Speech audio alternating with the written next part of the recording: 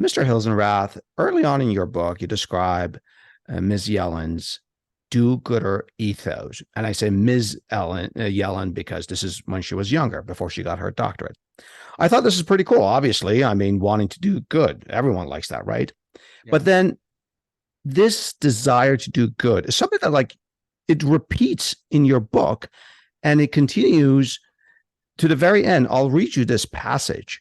Quote, some readers might not agree with Yellen's political views or economic prescriptions, but it's hard not to be impressed that decency, honesty, and a sense of duty got her somewhere at a time and in a town where those traits seem in increasingly short supply, end quote. So what does this tell us about Yellen in her role as the Treasury Secretary? Yeah. Wow, there's so much to unpack in that line, and I really appreciate you picking up on it. Well, first of all, what we learn from studying economics is that, as is the case in many choices in life, there are trade-offs, right? Mm-hmm. And what we've discovered during this latest period, where Yellen and now the Fed are battling not unemployment, but inflation, is there are trade-offs with the policies that she has chosen and that the Federal Reserve chose to respond to the COVID crisis of 2020. So, it's one thing to want to do good, but it's also important to do the right thing and to make reasoned choices. It's a very hard thing to do, frankly, in Washington, where politics colors so much action and I decision. bet. So, I want to be fair in sizing her up, and I think she did a lot of remarkable things in her career. The inflation that we've experienced in the last couple of years is not going to go down as one of her greater moments. And, people have asked me, and this is why I put that sentence in there, well, what's her legacy? What's her legacy? And to me, thinking about it, you can go look at, what the Fed did during the financial crisis and have a debate about that. You could look about what they did after COVID and have a debate about that. And really what jumped out at me is just that, this town, when I say this town, I mean Washington, is so divisive. And this is critical. There's so little trust. There's so little trust in the institutions, not just of government, but of American governance. And by that, I mean, not just the government, but also the media, the courts, the banks, you name it, anyone in a power center. And I think that any person in a position of the elites, that includes me as a journalist, needs to be thinking really carefully, what do I have to do to earn back the trust of the American people? Because that trust has diminished. And so what I walked away with thinking about her life was that, all right, here's someone who she was trying to do the right thing. And she wasn't, trying to climb any kind of ladder or decorate her resume. She was trying, and she made mistakes. She absolutely made mistakes, but she was trying to do things for good reasons and with decent intentions. And frankly, I think that might matter more than anything else, given the level of distrust we see in American society right now. When you talk about her desire to do good, both here and also in your book, and there's some passion that's coming, I sense from you. So I have two follow-up questions. One, this is not a case where you fell in love with your subject, is it? Well, I try very hard To be not to do that in any cases. I tried what I all right. So you're right. I feel passionate about this. What I fell in love with in 26 years at the Wall Street Journal was a value system of how I conduct myself as a journalist. And that value system goes something like this, that my responsibility is to get my readers closer to the truth. And to do that without being for or against any person or any ideology or any side, with an air of neutrality and decency and civility with how I treat people.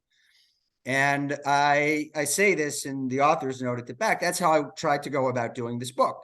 So I think she and I were both careful to not, I don't think we wanted to get too close to each other. I think we respected her, she respected that.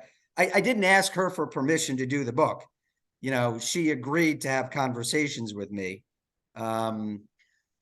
So I try not to fall in love with her, because my first love was living by the value system that I learned at the Wall Street Journal. I have to admit, I have to say, uh, I respect and admire her. And I also have to say, I had a lot of fun talking to her husband. I spent a lot of time talking to George Akerlof, and he's a really interesting and amusing individual.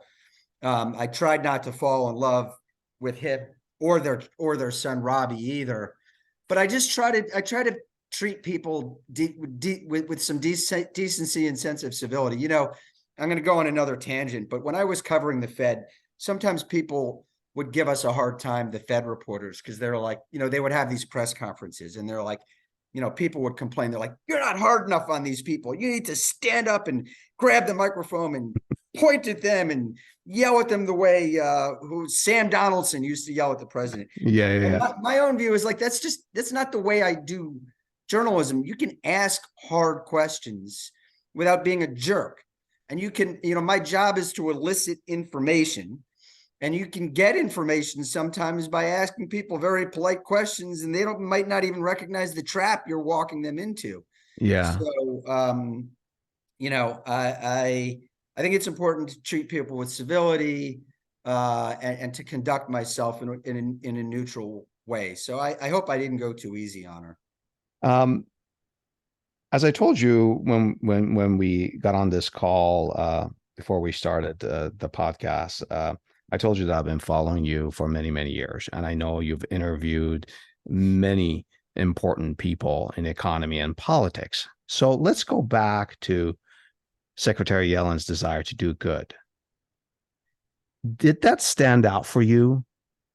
Is she above and beyond others that you've met in the last 26 years? And you don't have to name any names. It seems like it, because it's important in your book. It's interesting because, if you go back and look at someone like Milton Friedman, Yeah.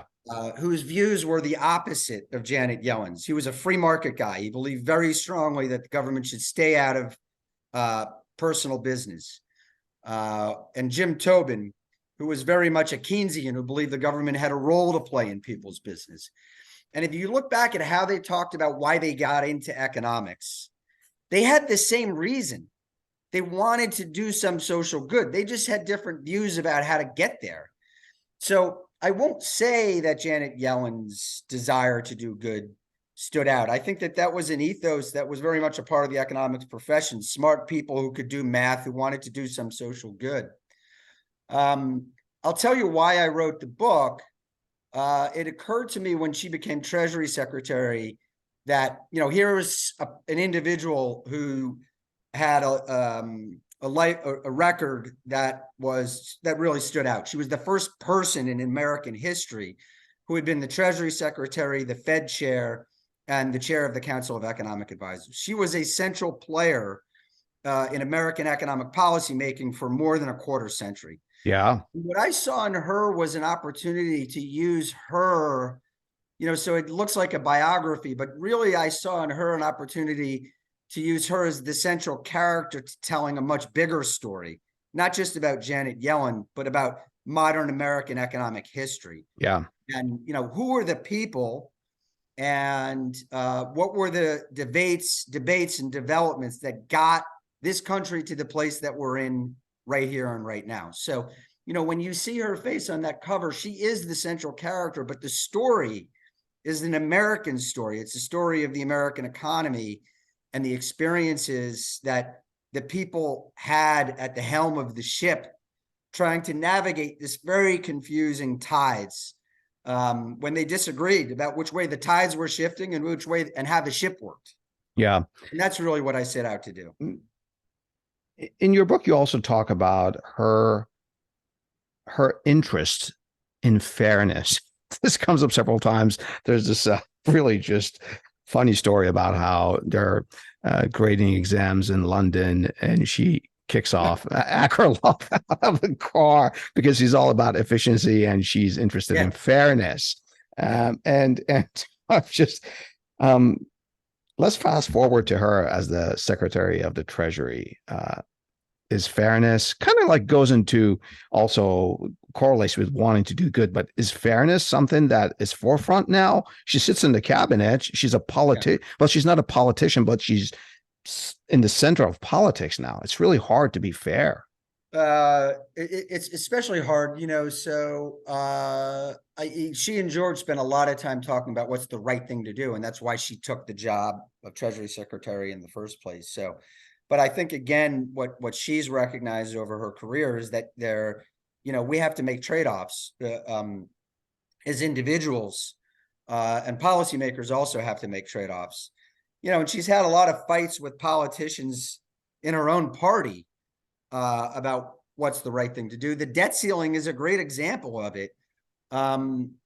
She has seen, going back to 2021, that the debt ceiling crisis that we're now running up against what had the potential to cause another financial crisis and another catastrophe. And she worked very hard behind the scenes at the Treasury and the White House to try to resolve this problem before we got to that moment where the U.S. might default.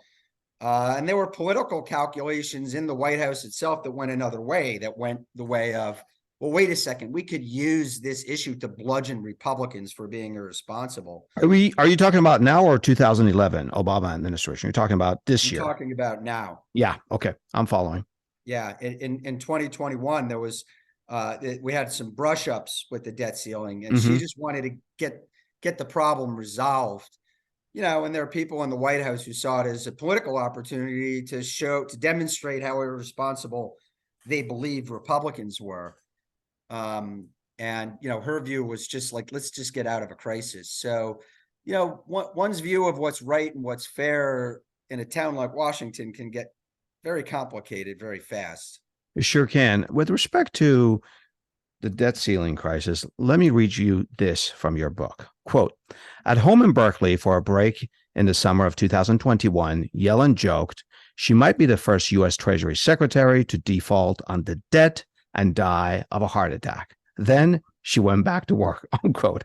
I love that. It's so telling about sort of the gravity of this issue for her, that it may really be well, but not only that, but I mean, what I loved about that comment was just the fact that she has learned over time to laugh at herself and to kind of give herself a break of saying, all right, you got to work your rear end off, do the best you can, but at the end, history is going to tell itself. Yeah. And I think she's learned over time perhaps not to take herself too seriously. But that meeting that I had with her out in Berkeley was in August of 2021. So so that gives it, she's been worried about this moment for 2 years now. She's been wringing her hands about this, and she really wanted to avert it. And the political forces in Washington are driving her right into it. And it might be the case that she ends up bearing the blame for something that she spent 2 years trying to avoid. Yeah, that would be unfortunate. Let's take a break here. Stay with me and Mr. Hilsenrath as we get into the perspective.